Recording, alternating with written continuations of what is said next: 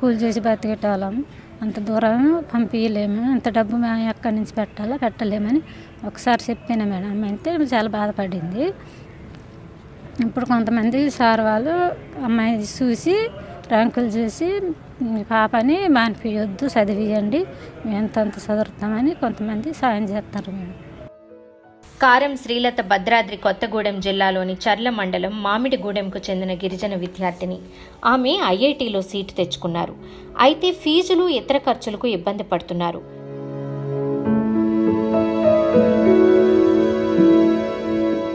First second మా ఊర్లోనే చదువుకున్నా మేడం. అంటే మా ఊర్లో అయితే ఊర్లో అయితే ఊరికే ఇంటికి మళ్ళా స్కూల్కి అట్లా ఉంటుంది అనేసి మా అమ్మ హాస్టల్లో జాయిన్ చేయించింది మేడం. 3rd to 10th మంగవాయిబాడవ అని మా ఆశ్రమ పాఠశాలలో చదువుకున్నాం మేడం. తెలుగు మీడియమే మేడం. అక్కడ కూడా బాగా చెప్పేవారు మా మేడం వాళ్ళు. ఇంకా తర్వాత అక్కడ మా సార్ ఒకసారి ఇంగ్లీష్ సార్, అక్కడ సార్ వాళ్ళందరూ గైడ్ చేసి ఐఐటి ఎగ్జామ్ ఉంటుంది, ఇట్లా ఐఐటికి వెళ్తే మన ఫ్యూచర్ బాగుంటుంది, అందులో కోచింగ్ తీసుకోవాలంటే చాలా ఖర్చు అవుతుంది అనేసి చెప్పారు మేడం. అయితే ఇంకా మా సార్ వాళ్ళు ఫ్రీ కోచింగ్ ఇవ్వాలంటే మీకు సిఓఈ అనే ఎగ్జామ్ ఉంటుంది, సిఓఈలో చదివితే అందులో ఫ్రీ కోచింగ్ ఇస్తారు మీకు అనేసి చెప్పారు మేడం. ఇంకా మా మామయ్య హెల్ప్ ద్వారా సిఓఈ ఎగ్జామ్ రాశాను మేడం. 2 levels ఉంటాయి మేడం సిఓఈ ఎగ్జామ్. 2 క్వాలిఫై అయితే కల్వకుర్తిలో వచ్చింది మేడం సీటు. అయితే అంత దూరం వద్దనేసి అన్నారు మేడం. ఇంకా మా టీచర్స్ అందరూ అక్కడ బాగుంటుంది, చదివివ్వండి, ఫ్యూచర్ బాగుంటుంది అని చెప్పేసరికి ఇంకా అక్కడ జాయిన్ చేశారు మేడం మా పేరెంట్స్. అక్కడ జాయిన్ అయిన తర్వాత స్టార్టింగ్లో అక్కడ ఇంగ్లీష్ మీడియం మేడం, ఇంటర్మీడియట్ అంతా.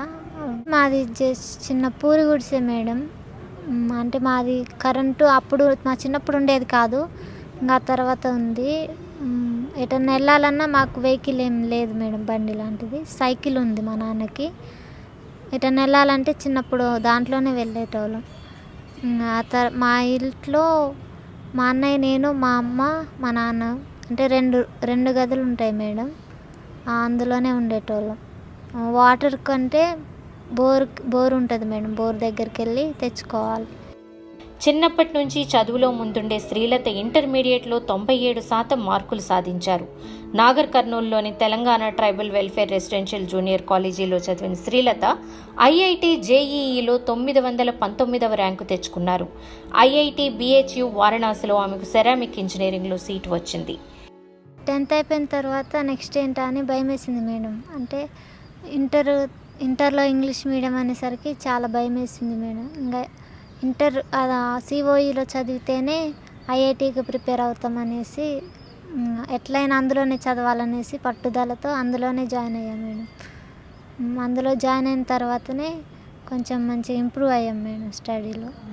అయితే ఐఐటి కోసం ప్రిపేర్ అవుదామనేసి మా ఫ్రెండ్స్ అందరు ఫోన్ తీసుకున్నారు మేడం. ఇంకా అప్పుడు నాకు ఫోన్ లేదు.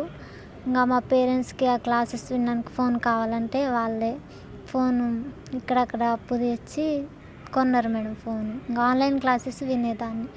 అయితే జేఈఈ మెయిన్స్లో సెలెక్ట్ అయిన వాళ్ళు మా ఫ్రెండ్స్ని ఒక 5 మెంబర్స్ని అందరినీ పిలిపించారు మేడం. పిలిపించి ఇంకా మేడమే ఫుడ్ పెట్టించేవారు మేడం ఓన్ డబ్బులతో.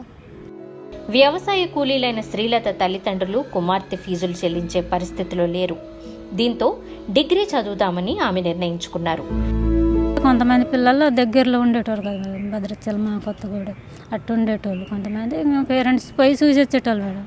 అంటే మా అమ్మ ఇంత దూరం ఉంది, నేను పోలేకపోతానని కొంచెం బాధ వేసేది మేడం. మేము కూలి చేసి బతికేటోళ్ళం. మా పిల్లలు అందరు మంచిగా చదువుతాను, మా పిల్లలు కూడా మేము మంచిగా చదివేయలేకపోతున్నామని చాలా బాధ వేసేది మేడం. కూలీకి వెళ్తాం కదా మేడం, అమ్మ వాళ్ళ దగ్గర కూడా ఎక్కడి నుంచి ఉంటాయి అన్నట్టు అడిగేది కాదు మేడం. ఒక ఫోన్ చేసి మాట్లాడేది మేడం. ఒకసారి కూడా వెళ్ళలేదు మేడం చూడటానికి. శ్రీలత పరిస్థితి గురించి తెలిసిన కొంతమంది ఆమెకు సహాయం చేసేందుకు ముందుకొచ్చారు. తెలంగాణ మంత్రి కేటీ రామారావు ఆమెకు 2 లక్షల రూపాయల చెక్ అందించారు. బాగా చదువుకోవాలని మంత్రి కేటీఆర్ సూచించినట్లు శ్రీలత చెప్పారు.